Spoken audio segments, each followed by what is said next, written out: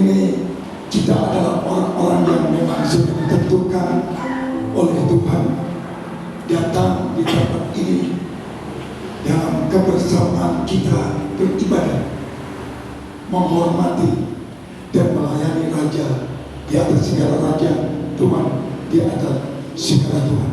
Itu satu anugerah. Amin. Itu satu anugerah. Saya diingatkan suatu peristiwa yang pernah terjadi pada zaman Nabi Elia, seorang abdi Tuhan, Allah Tuhan yang dahsyat. Saudaraku, setelah Tuhan menyatakan diri melawan umat Tuhan pada zaman itu, saudaraku yang dikasih Tuhan, tentu umat Tuhan bersorak, bersuka cita karena melihat kehebatan dan kedahsyatan Tuhan yang sangat dahsyat pada zaman itu. Waktu dia berdoa minta supaya api turun dari langit ke bumi membakar setiap kami. Coba yang dikasih Tuhan. Tetapi setelah Tuhan mendapatkan satu ujian umatnya, saya terkejut melihat bagaimana perbuatan umat Tuhan pada waktu itu. Saudaraku, mereka tidak lagi memuji Tuhan, menyembah Tuhan. Dan Elia melihat itu, saudaraku, yang dia kasih oleh Tuhan. Di mata Elia tidak ada seorang pun di antara manusia pada zamannya itu mau mengirim Tuhan dan mengikuti. Mereka sudah melihat kehebatan kedahsyatan Tuhan yang luar biasa. Tetapi setelah itu rontok tuh, saudara. Dan itu membuat Elia kecewa. Lalu dia pergi meninggalkan dan berkata pada Tuhan, tidak banyak orang yang mengikuti kau ini. Saudaraku, dia lari meninggalkan pelayanannya. Dan pada waktu dia mengeluh dalam keadaan yang stres itu, Tuhan Elia dengan tegur Elia. Lalu Tuhan berkata, iya, masih ada 7.000 orang yang cinta akan aku. Saudara-saudara yang dikatakan, itu yang terjadi pada zaman Nabi Elia. Haleluya. Sering kita melihat, saudara, hal yang seperti ini terjadi pada hari-hari ini. Oh, sedikit orang yang datang. Saudara, kalau kita membuka mata rohani kita melihat, saudara, masih ada bahkan ribuan orang yang sedang menantikan, yang setia dalam mengirim Tuhan. Tidak terlihat dengan mata secara jasmani. Saudara, bersyukurlah di tengah guncangan yang hebat hari-hari ini, goncangan yang dahsyat hari-hari ini yang menimpa planet bumi ini, saudara dan saya masih tetap tinggal setia di dalam Dia untuk melayani Raja di atas segala raja, Tuhan di atas segala. Itu satu anugerah. Amin. Berikan kemuliaan bagi Tuhan. Haleluya. Tadi saudara ada satu nyanyian pengagungan akan Tuhan yang kita naikkan, ya, kepada Tuhan yang berhak adalah Bapa kita yang berhak untuk menerima segala pujian, ya, karena kita mengajar segala pujian dan hormat hanya bagi Dia. Amin. Nyanyian itu saya tangkap, ya, saudara, saya tangkap itu memang roh Tuhan yang ada di tengah-tengah kita, di hati kita, bahwa Tuhan itu baik, sangat baik.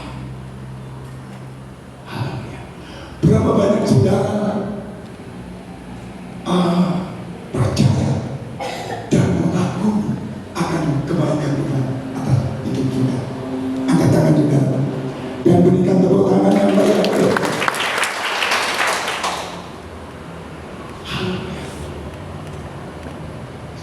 Saya selalu ada dalam kondisi ini. Setiap hari saya tidak melihat keadaan di sekitar di sekeliling.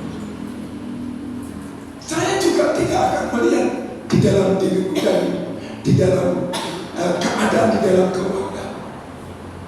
Tidak. Itu ajaran Tuhan spesial buat saya. Tapi bukan buat saya juga, tetapi juga buat saudara. Ya.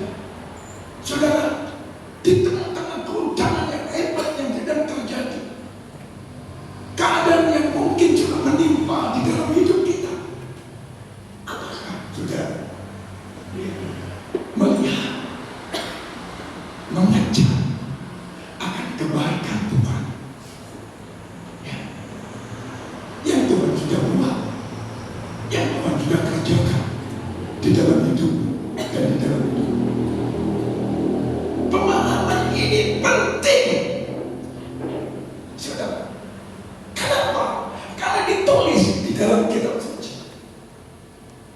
Dan itu yang saya akan sampaikan kepada saudara pada pagi hari.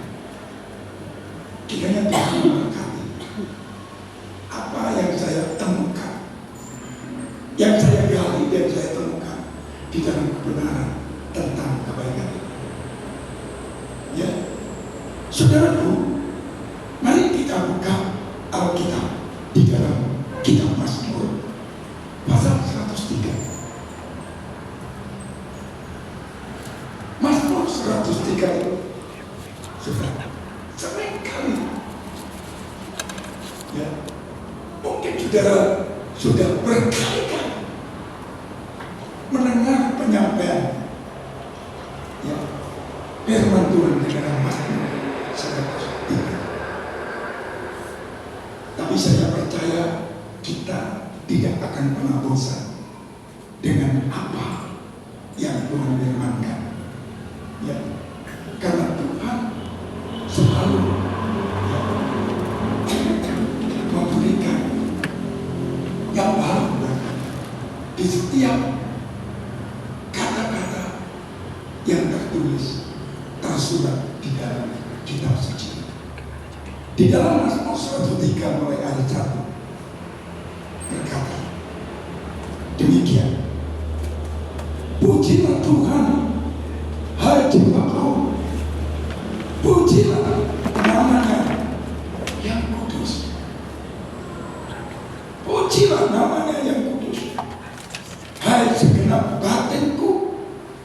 Ayat 2, pujilah Tuhan, hai jiwaku, dan janganlah lupakan segala kebaikannya.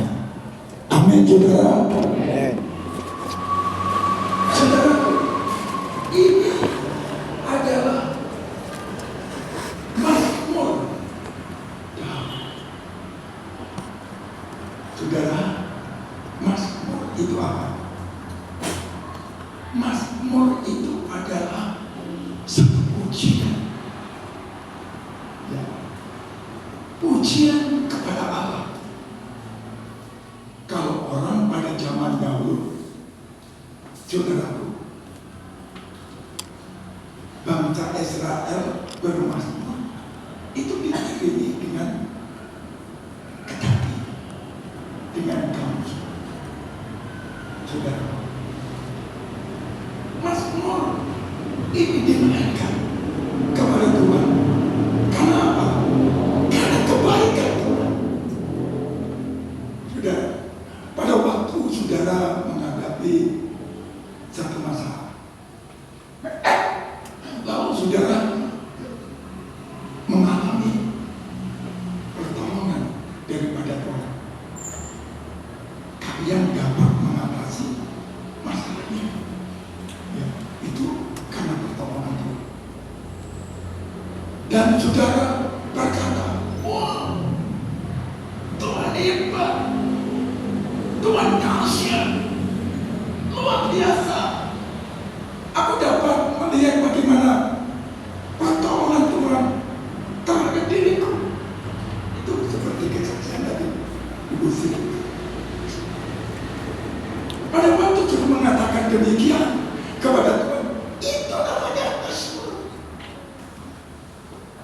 ya, nyanyian atau perkataan kepada Tuhan dalam pujian itu pasti. Ya, sekalipun tidak dengan kecapi, tidak harus lari ke rumah. Pada waktu dalam satu perjalanan menikmati bagaimana kebaikan Tuhan, lalu mengambil gitarnya.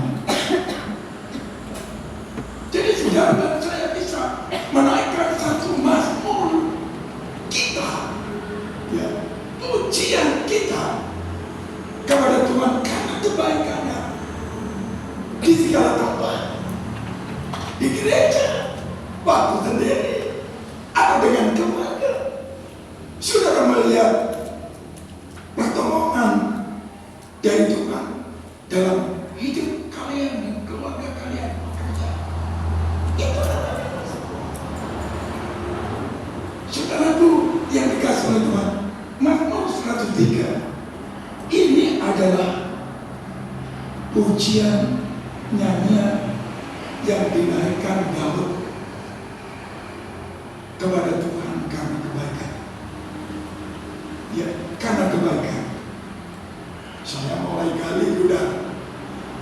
Ya, Daud dalam perjalanan hidupnya tidak beda seperti saudara dan saya. Ya, pada waktu Daud berumur kira-kira 17 tahun, dia masih muda. Ya, saudara-saudaranya sudah menjadi tentara semua. Ya, Daud sebagai kepala. Alkitab mencatat dengan jelas bapaknya namanya Isai. Ya, memberikan kepercayaan kepada Daud untuk mengembalakan domba keluarga ini. Domba 3 ekor. Sudah bayangkan, Daud dengan setia membawa domba 3 ekor itu ke satu tempat penggembalaan. Namanya lo, Alkitab mencatat 2 ekor, 3 ekor. Saudara-saudara, dengan takwa dikembalakan itu di satu tempat ladang penggembalaan. Tidak seperti di Jawa itu ada banyak pohon, ya, itu di padang gurun. Saya pernah lewat di padang gurun itu, tempat pengembalaan Daud. Itu panas, saudara, gak ada pohon di sana. Apalagi pada Jawa ada. Saudara, itu padang pasir, padang gurun. Kalau siang kepanasan, saudara, kalau malam kedinginan, kau ada di sana. Saudaraku yang dikasih oleh Tuhan, tentu kita melihatnya apa yang dialami Daud pada waktu masih muda.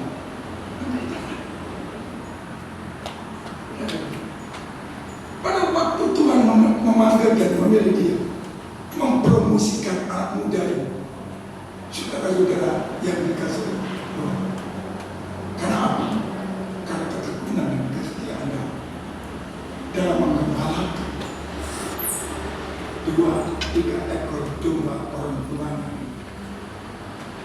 Mata Tuhan tertuju. Alkitab kata, mata Tuhan itu tertuju kepada orang yang benar. Ya. Orang yang benar di sini pemahaman kata orang yang takut akan Tuhan, melangkah di dalam tuntunan Tuhan. Saudara, sekalipun tidak ada orang yang mulia, tidak ada orang yang berhenti. Saudara, Daud ada di mata Tuhan sebagai seorang anak muda, 17 tahun hidupnya. Saudara, seperti itu, ini pemikirannya Tuhan, ya, memperhatikan kehidupan anak muda ini. Pikiran saya, Tuhan berkata, anak ini layak untuk jadi pemimpin bangsa.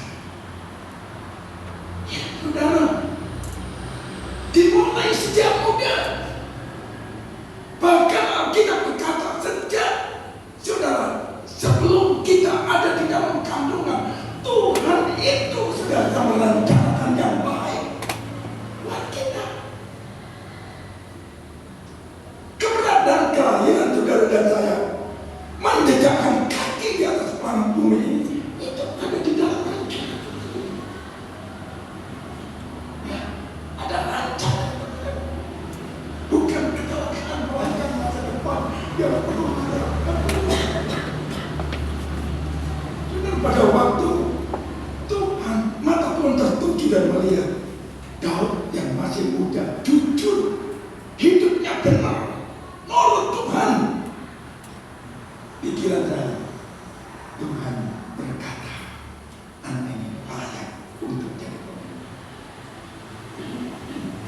Saudara, oleh sebab itu pada waktu Nabi Samuel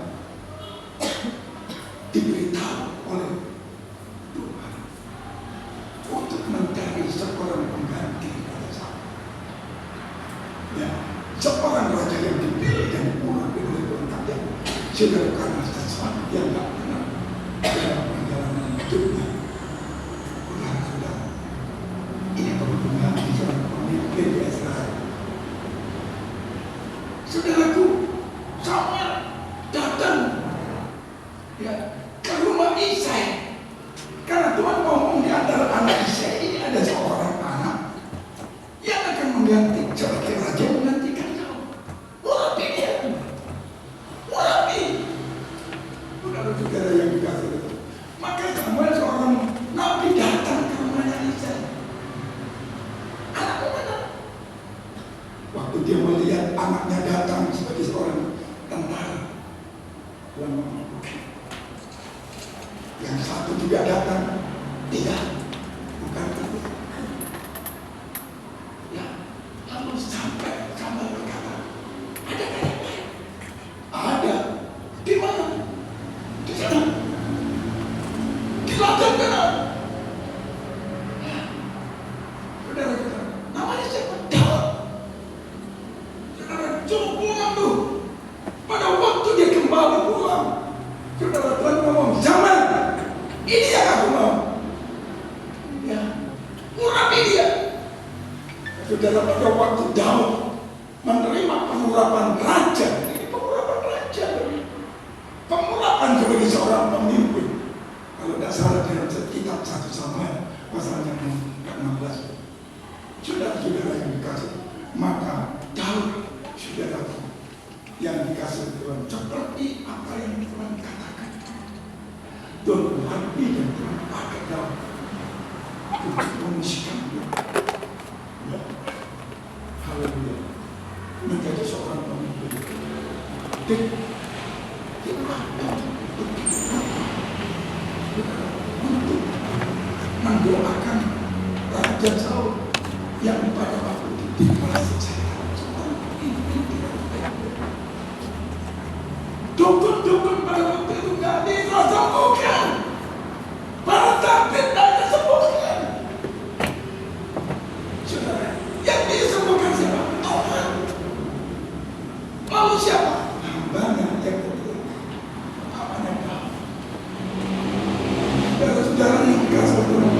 Jadi kalau saudara itu sakit, aku diskusi dengan saudara. Siapa yang menyembuhkan sakit? Dokter itu sebagai apa? Masih tahu? Ya, pil atau obat apa itu alat. Tapi yang menyembuhkan itu Tuhan. Begitu banyak orang minum pil, harganya mahal, ke dokter, kok tidak sembuh? Kalau sampai sembuh itu Tuhan. Sebab itu kalau saudara sembuh seperti Moses, bukan syukur yang pertama itu kepada Tuhan. Ngerti nggak? Itu yang Tuhan ajarkan kepada saudara-saudara. Ucapkan syukur kepada orang yang melakukan. Karena mereka adalah orang yang dipakai oleh Tuhan untuk proses kesembuhan kita. Saudaraku yang dikasihi Tuhan, waktu Daud dipromosikan oleh Tuhan menjadi seorang raja, Bagaimana? Panglima perang hebat kan? Ya, saudara-saudara. Lalu saudaraku rakyat berkata, bersorak, Daud Saul mengalahkan beribu-ribu orang dalam sebuah pertempuran. Lalu rakyat itu berkata, tetapi Daud mengalahkan berlaksa-laksa musuhnya. Udah, memang ada pujian. Daud, saudara, lebih daripada Saul. Padahal sebenarnya gak masalah kalau bagi saya. Hal ini terjadi biasa di antara begitu banyak ya orang sampai hari ini.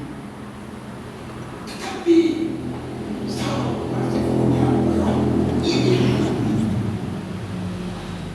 Ya, roh iri hati yang belum keluar dari dirinya, belum terlepas dari dirinya.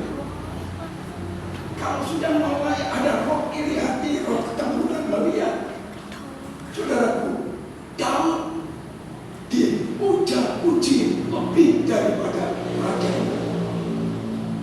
Roh iri hati yang menguasai seluruh jiwa daripada Saul. Saudara, sekalipun toh Saul itu sebagai menantu daripada ada satu keinginan membunuh Daud sebagai menantu karena iri hati.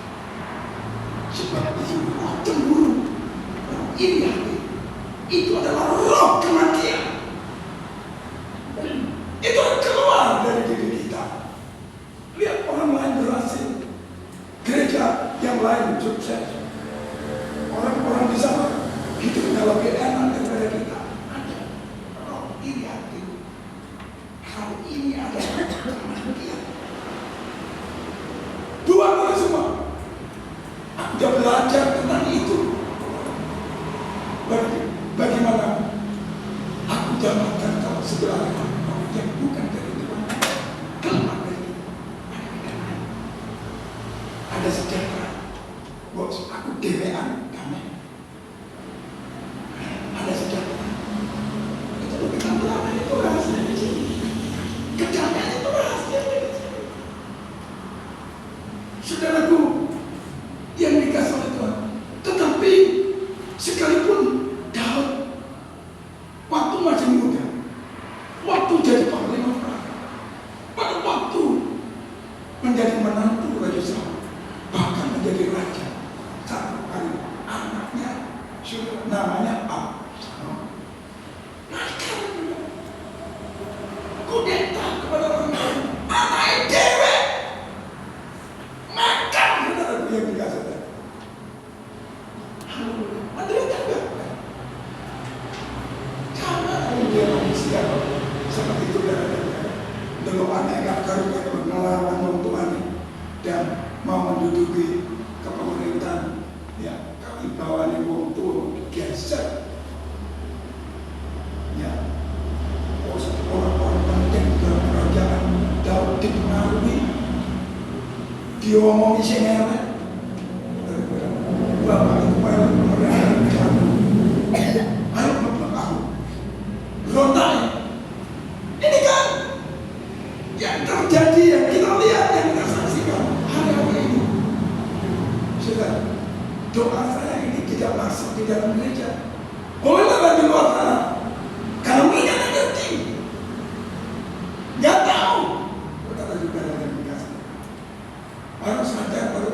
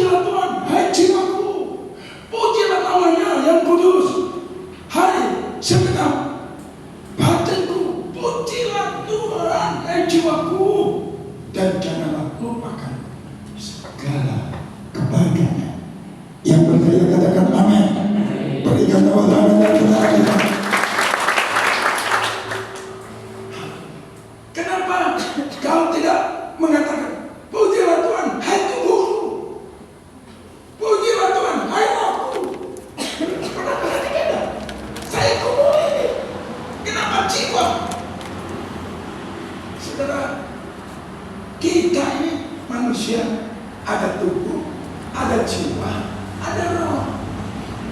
Sudah. Roh itu bagiannya adalah menyembah.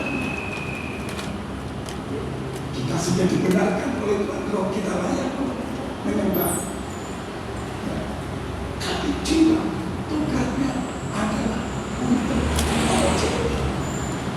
Kalau saudara hari ini senang banget, ya, itu karena jiwamu, ya, senang, bahagia.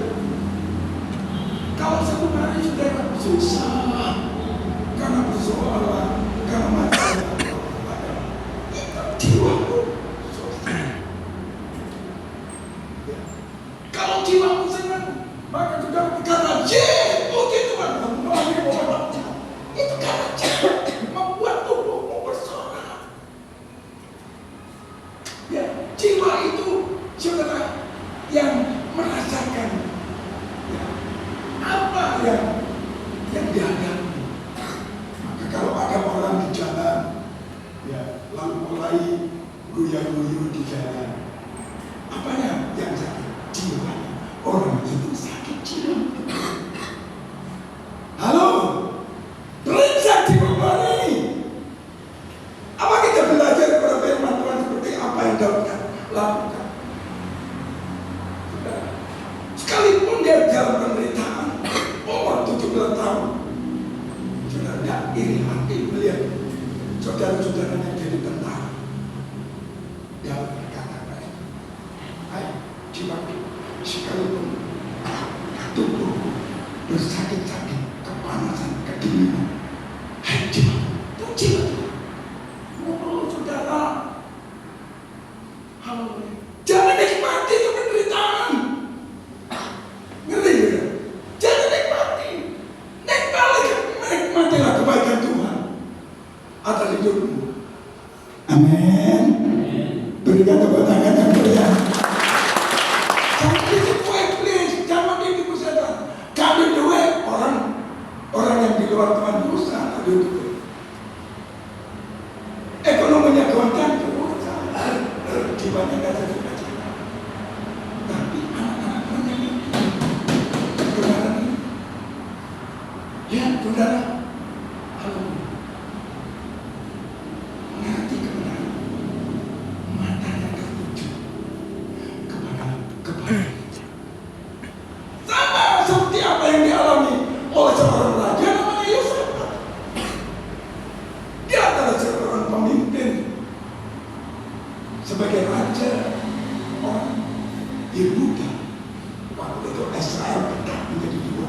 Ada kerajaan Yehuda, itu kerajaan Nabi Musa.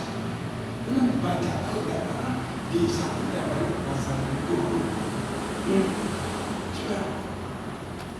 Waktu kerajaannya diketum oleh musuh Bani Moab, Bani Ammon, dan pasukan orang itu takut.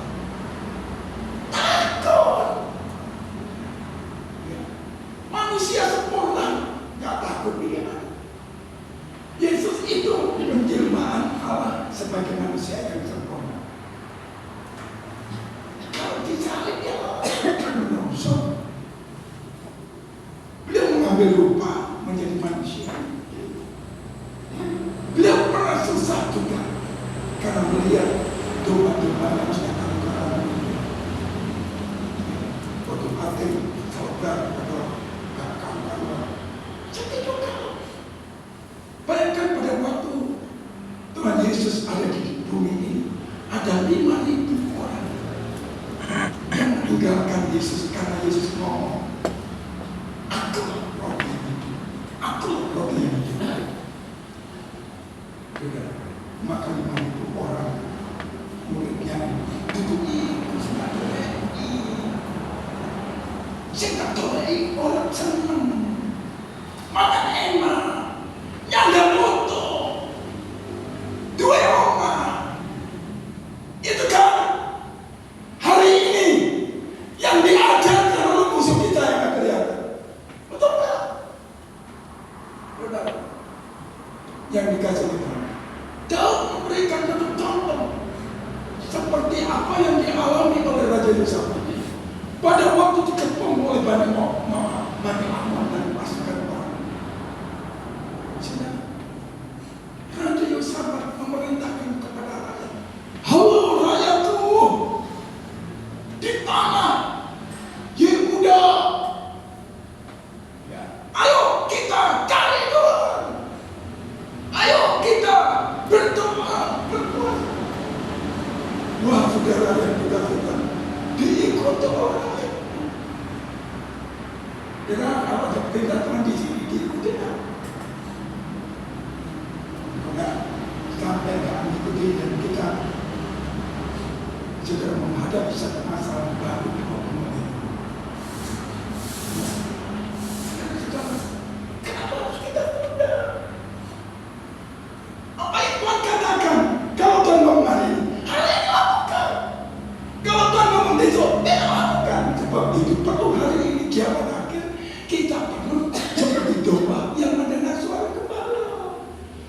Dengarkan suara Tuhan itu KPO ya, aku itu ngomong di sini tadi pagi ngomong Tuhan, aku nggak sih ngomong. Nek Tuhan kasih aku ngomong dalam kamu ngomong. Aku udah Tuhan mana kasih. Kita pada waktu Yehuda dan Yosafat mencari Tuhan. Kalau kita berkata carilah Tuhan, maka kamu akan hidup. Itu Alkitab. Takut mati, cari Tuhan supaya kamu hidup. Yosafat cari Tuhan dengan rakyatnya. Maka pada waktu mereka mencari Tuhan, doa, masa, Tuhan mau. Ya, Roh Tuhan ngomong dalam dirinya. Yosafat, raja yang sekalipun aku tidak menghadapi satu masalah yang besar, aku dalam kondisi ketakutan, tetapi mataku tertuju kepadamu. Ini loh raja kemenangannya. Haleluya. Saudara, Yosafat tidak menikmati ya penderitaan dan ketakutan yang dihadapi karena musuh yang ada. Ya, mereka tidak selalu memandang, waduh, waduh, masalahku, penderitaanmu kok kayak gini, orang kok kayak gini, orang Kristen seperti itu, pasti runtuh imannya.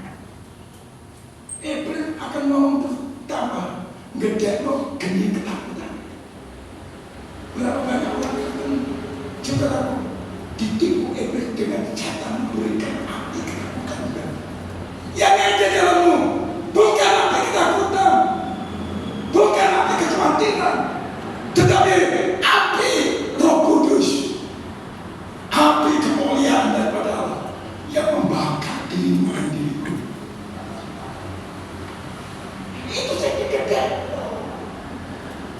Ya, ojo ketakutan. Saudara, ini saya gali sampai kemuliaan. Saudara yang dikasih. Lihat satu contoh, satu teladan yang baik dalam kehidupan Daud dan kehidupan Raja Yosafat. Ya, jangan kau tertipu dengan persoalan dan masalah kehidupan yang tidak baik, yang Tuhan izinkan terhadap dirimu. Lalu saudara-saudara tidak lagi jiwamu mentinggal. Cukup dengan 5M saja. Kebaikan Tuhan yang Tuhan sudah kerjakan dalam diri Daud dan kita mencontoh dari apa itu 5M. Saya akan makin dengan kebaikan 5M yang membuat saudara menjadi seorang Kristen pemenang, menjadi anak Tuhan yang hidup dalam kemenangan di hari-hari yang sangat menentukan ini. Apa 5M? Saudara, yang terus mata Daud menatap. Ada kesulitan dia tatap kebaikan. Ya. Anaknya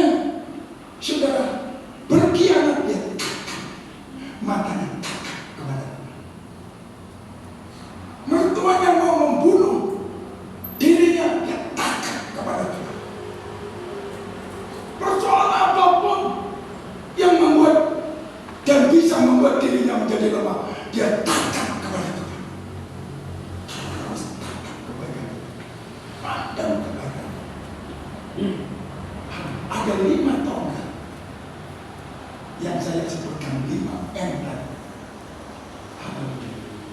Yang membuat kita kuat saat kita memandang 5 kebaikan Tuhan, ya 5 M kebaikan Tuhan yang dicatat, yang tersurat dalam Mazmur 103. Ayat yang ketiga, mari kita baca bersama. Ayat 3. Ya, ayo kita baca bareng. 1, 2, 3. Dia yang mengampuni segala kesalahanmu, yang menyembuhkan segala penyakit. Berikan tepuk tangan yang mulia. Ini yang tak pernah terjadi dalam dirimu. Tuhan apa di mana? Saudara yang dikasih. Dimulai dari apa? M pertama dari kelima M yang tidak adalah dia mengampuni segala kesalahan. Ini kita di awal. Kenapa, saudara? Kenapa ini ditempatkan di nomor 1? Ya, dalam hidup kita kebaikan Tuhan. Ya, di nomor atas hidup kita. Kenapa? Karena ini saya renungkan. Ini satu mulia. Pada waktu manusia berdosa, maka manusia berpisah dengan Yesus dari manusia. Tanganku tidak singkat untuk menolongkan, pendengaranku tidak terlambat untuk mendengarkan kamu. Tetapi yang menjadi pemisah antara kamu dan Allah adalah dosa. Semua manusia di dalam Rum pasal yang ketiga dan juga pasal yang sudah jatuh adalah bisa. Ya, pada waktu saudara dan saya menerima anugerah dari Bapa di surga melalui putra Yesus, saudara akan seperti dalam 1 Yohanes dikatakan bahwa kalau kita mengaku dosa kita dan kesalahan kita, maka Tuhan itu sendiri dan baik dia mengakui apa yang dia mengampuni dosa kita, dan menjadikan kita berdasar mengampuni dosa kita.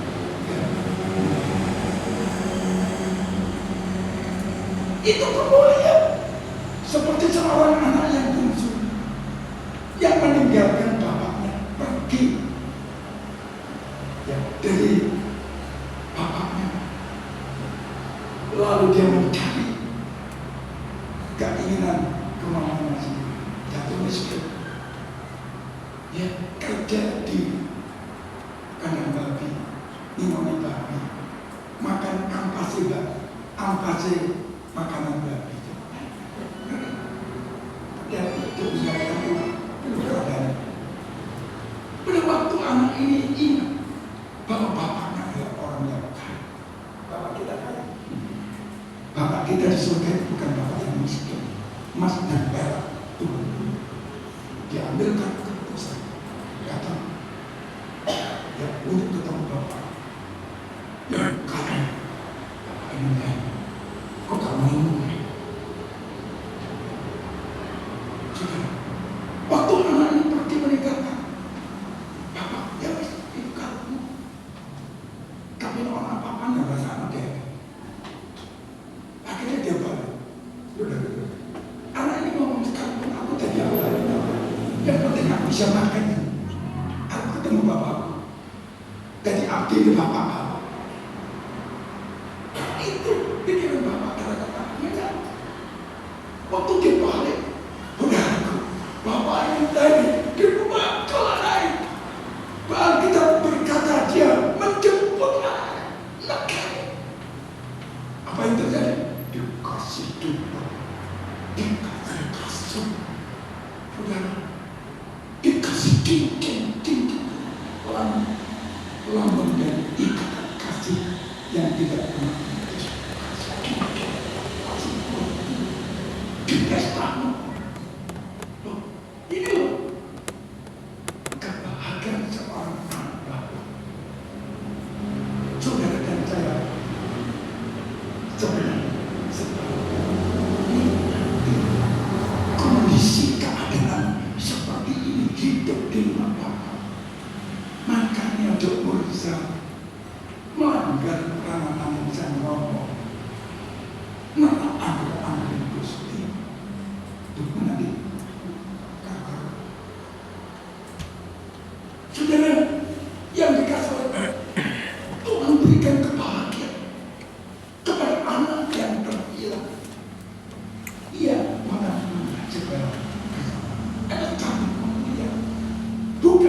kita berjumpa dengan Bapa, tetapi hak yang Bapa berikan kepada kita itu dinikmati.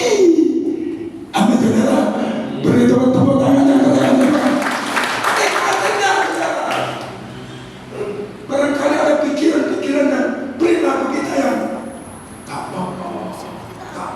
Ini kan penyakitnya penjual. Jangan ngomong gak apa-apa, titik gak apa-apa. Betul gak?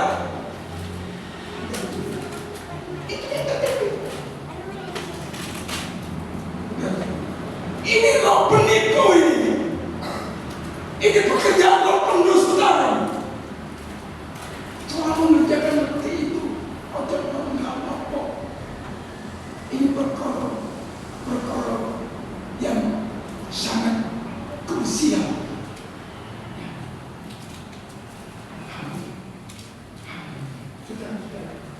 Kita juga bilang hakmu sebagai anak. Roma pasal 20 nanti baca. Ya. Kalau kita anak, kita punya warisan. Dan warisan kita itu adalah semua perjanjian daripada apa yang ada di dalam kitab suci. Sebagaimana pertumbuhan kalian dalam pemahaman, pengertian tentang hak kita sebagai anak itu. Kalau aku dulu anak Allah, tapi aku masih bayi, belum menikmati semua. Tapi kalau sudah mulai terus bertumbuh, aku semakin rombong ada. Wah, ini luar biasa. Itu dimulai dari pengampunan, maka pengampunan itu jadi pokok kita. Kalau anak yang hilang, anak yang dosa, anak yang turunan angkat. Tapi ada anak sulung melihat adik pulang, cium sebulan dikasih jumpa, dikasih cincin, dikasih kasut, dipesta novelan dino, dirayakan puan. Si sulungnya ngomong, aku gak pernah. Pak, aku tuh mau bapak tapi gak menikmati. Kalau jawabannya aku ngomong, kami goblok. Ya, banyak orang Kristen yang goblok. Pengikut Kristen yang goblok isinya akan iri hati melihat yang lain. Ya, padahal dia punya hak sebagai putra Bapa menikmati semua kepunyaan Bapa. Dinikmati terus. Amin, saudara. Amin. Berikan tepuk tangan yang meriah. Bapa berikan kalian menikmati berkat-berkat Bapa yang ya hak istimewa. Ya, saudara yang Bapa sudah berikan anugerah. Ya, yang kedua, setelah diampuni, yang menyembuhkan segala penyakit. Amin, saudara. Jadi tidak ada penyakit yang tidak dapat diselesaikan. Kalaupun dokter ngomong kepada saya, Pak Dokter Eko ngomong kepada saya, Pak Stef, aku melihat kamu sama Pak. Kamu itu petung 25% kanker itu. Nah, dokter terkenal ngomong ini. Benar. Ya. Pak Dokter Eko mungkin 75% kamu kena kanker itu. Kita, aku percaya. Dia belajar. Dia seorang dokter saya. Sudah. Tetapi pada waktu saya mempercayai Ia yang menyembuhkan segala penyakit. Dalam proses hari Natal, waktu itu hampir saya tidak bisa datang Natal bersama di rapat kaji ini. Yang korban pendeta GKJ, beda proses.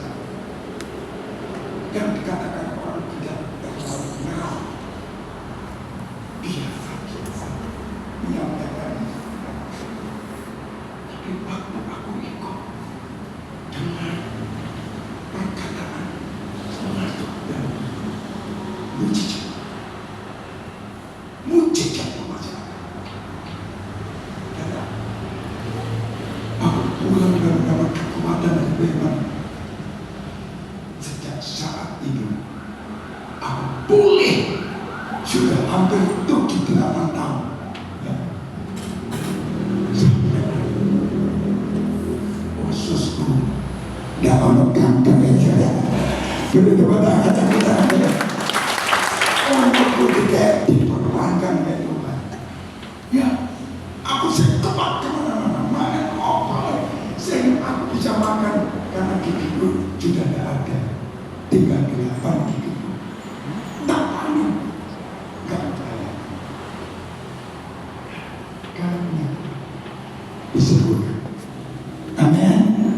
Itu omongannya Tuhan, itu omongannya pendeta Stepan, itu omongannya Tuhan. Ya. Lanjut ayat yang keempat, kira saya akan akhiri. Dia yang menebus hidupmu dari lubang kubur.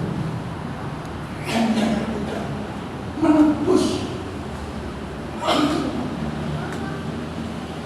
Yang pertama mengampuni. Yang kedua menyembuhkan. Yang ketiga itu menebus. Ya, hidupmu dan hidupku dulu ada di dalam lubang kubur, di kuburan. Setelah kita menerima Yesus menjadi Tuhan dan Juru Selamat, dosa-dosa kita, kesalahan kita diampuni dan hidup kita benar. Yesus ngomong dengan perempuan Samaria, aku ampuni kamu, perempuan Samaria, tapi kamu tidak berdosa lagi. Jangan kamu berbuat dosa lagi. Ini angka kita sebagai pengikut Kristus. Setelah kita mendapatkan satu anugerah yang begitu besar yang tidak ditolong oleh banyak orang, karena lalu saudara melangkah pada berikutnya, saudara melakukan apa yang Tuhan katakan. Ojo bebas dosa mana? Nek dosa ini kamu ojo gelem. Ya, saudara-saudara yang dikasihi. Itu kata Tuhan kepada perempuan Samaria. Sebab itu hidupnya perempuan Samaria kamu jadinya gak terkenal. Tapi perempuan ini di Samaria terkenal. Sekalipun udah jadi raja. Ya. Aku yang pengen jadi seorang gak tahu. Tidak kan kasih pertama, tapi terkenal. Daerah itu pakai perempuan selalu Samaria bertobat. Duduk pendeta. Kalau aku, kalau bapakku duduk. Orang biasa. Orang yang berdosa, bojone 5 sampai 6. Ya benar. Tapi belum pernah nikah. Oh jadi ya maunya hidup berkait Tuhan.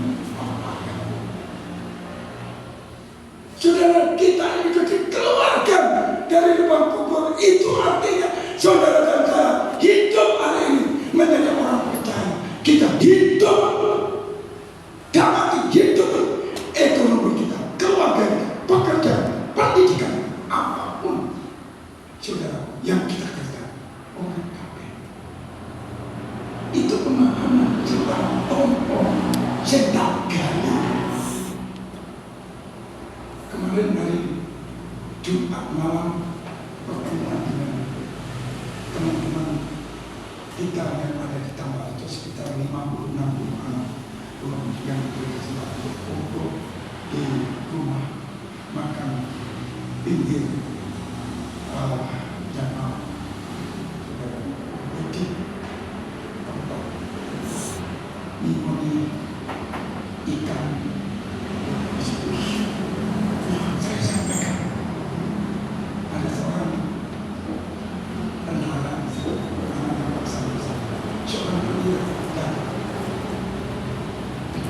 saya baru temukan Jumat malam kebenaran. Muncul. Saya ngomong, Tuhan tak pakai Jumat begitu. Supaya ngerti bahwa hidup kita, saudara dan saya, sudah keluar dari kematian. Keluar dari dalam kubur. No. Kematian dari hidup kita. Kematian dari ekonomi kita. Ya. Kematian dari keluarga kita, pekerjaan kita. Orang kami hidup. Firman mengatakan, Dia menebus hidupmu dari luka. Engkau hari ini berdiri sebagai orang yang hidup. Sebab itu di dalam masalah hai orang yang bernafas, hendaklah engkau memuji tanda orang hidup yang ada memuji dan memuliakan. Tanda orang bernafas, nafas daripada Allah seperti Adam dan Hawa. Saudara, waktu Adam dan Hawa dibuat dari tanah, saudara, dari tanah belum ada dari dulu. Tetapi setelah Adam di dalam hidungnya dihembus oleh nafas, namanya nafas Adam dan Hawa menjadi makhluk yang hidup. Mereka bisa melayani Tuhan dan menikmati indah air dalam Eden, taman sukacita, taman kebahagiaan. Kalau itu dipelihara, ada dalam tidak jatuh tidak bisa. Waktu saudara, dan itu yang Tuhan sediakan buat kalian dan aku. Besok minggu kalau Tuhan berkenan, saya akan sampaikan tentang taman Eden itu sekarang di mana Doraemon. Sebab kemarin itu Tuhan ngomong, Stefanus, Doraemon taman Eden hari ini nanti minggu nanti. Supaya saudara tahu taman Eden itu di mana toh? Aku nanya Israel, Doraemon taman Eden sama sekarang enggak. Ahli-ahli kita atau orang-orang yang sekarang sedang mencari taman Eden. Kita akan uji Tuhan. Yang taman Eden itu di mana? Mungkin besok ini, ya, pendeta dianggap cewek, besok orang mungkin dianggap gagal. Besok minggu supaya kalau saudara nanti tahu kebenaran, hidup akan dirubah. Beda dengan masalah apa yang kau kerjakan, yang kau lakukan. Beda. Itu sudah. Ya, lalu yang terakhir di ayat 103. Ayo kita baca bareng. 1, 2, 3. Dia 1, 2, 3 baca bareng. Dia yang menebus hidupmu dari lubang kubur, yang memahkotai dengan kasih setia dan rahmat. Amin. Berikan tepuk tangan yang meriah untuk Tuhan. Itulah kalian. Itulah aku. Aku lihat mataku saudara gondol. Tidak ada mahkota kan? Saudara lihat aku tidak ada mahkota kan? Tetapi bagi orang yang sudah diampuni dosa, ya seperti saudara lihat di alam, saudara lihat aku di kepalaku ini ada mahkota. Aku lihat di kepalamu ada mahkota. Namanya apa? Namanya adalah mahkota kasih setia. Kasih setia dan rahmat. Di kepalamu ada mahkota namanya mahkota kasih setia. Kenapa mahkota di kepala? Aku tanya Tuhan, kenapa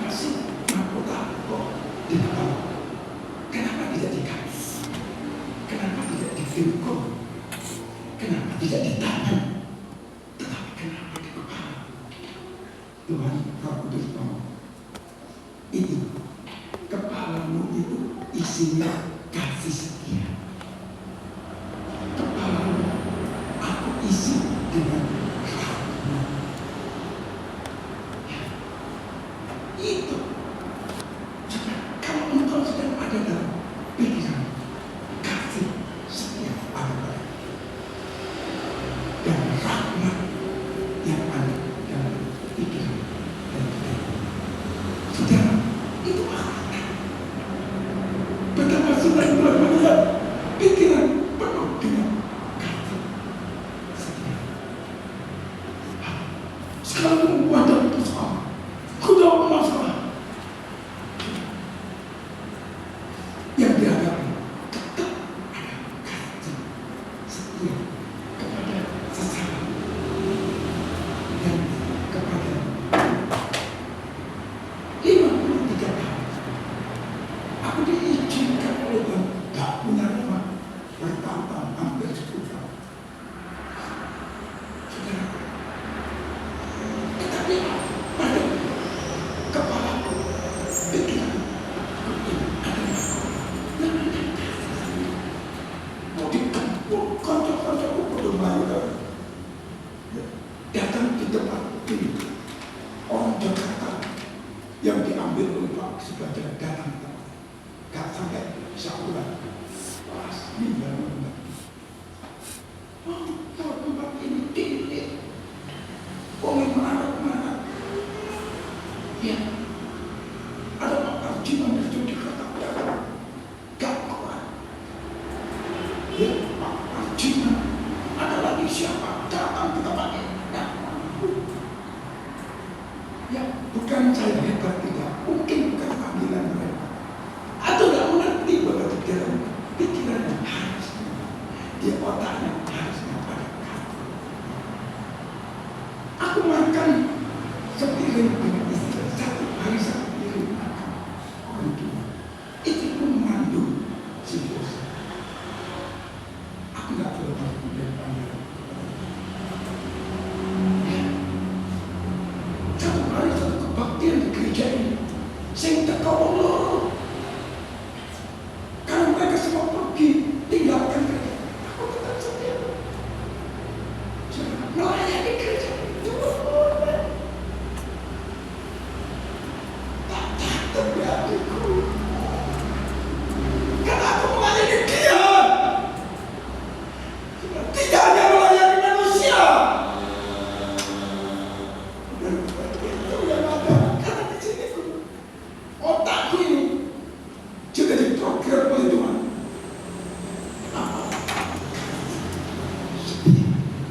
Amin. Berikan tepuk tangan yang mulia. Lihat di kepalamu ada kasih setia enggak? Minta anugerah ini dimulai dari pemulihan, pengampunan dosa dan kesalahan kita dan mulai berjalan dalam tuntunan Allah.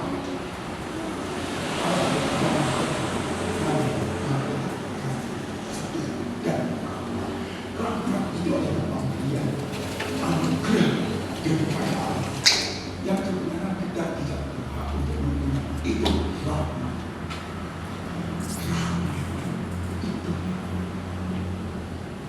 Saudara, yuk pada bagian yang terakhir ayat yang kelima berkata, dia ayat yang terakhir ini memuaskan hasrat.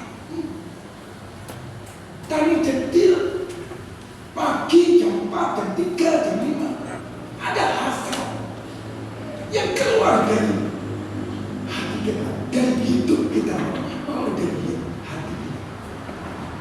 Kebaikan. Gak akan mikir enak, wapi. Ya, ada hasrat yang Tuhan buat di dalam hati. Hasratnya kebaikan. Amin. Biar caranya ngomong ini. Aku kok ada kasih ya, rasanya digerakkan. Malam hari Jumat, aku mendapat pesan Tuhan dan Ustaz Sesuatu di teman-temanku. Seorang yang lahir project itu sudah apa namanya,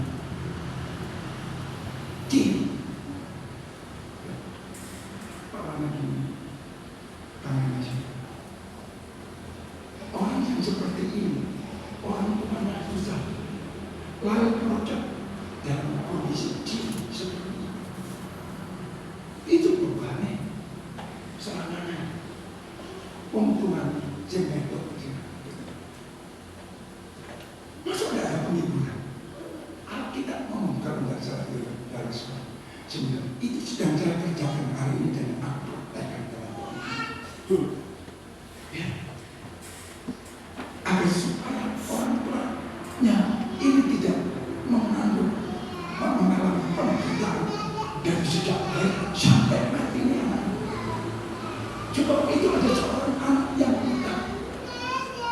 Ya, tanya siapa yang salah, orang tuanya atau siapa yang salah sehingga anak itu buta? Tidak. Jawab Yesus, bukan orang tuanya, tetapi dia namaku diangkat dan dimuliakan. Saudara, lalu di situ saya bahas ya, dalam kondisi sampah, hatinya sampah bagi orang tua, anak yang cacat seperti ini. Dakwah itu, dia mau bicara.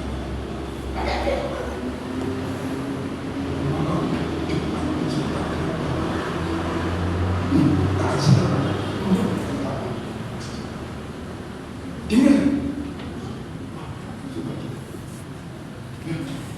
satu anak di situ ya,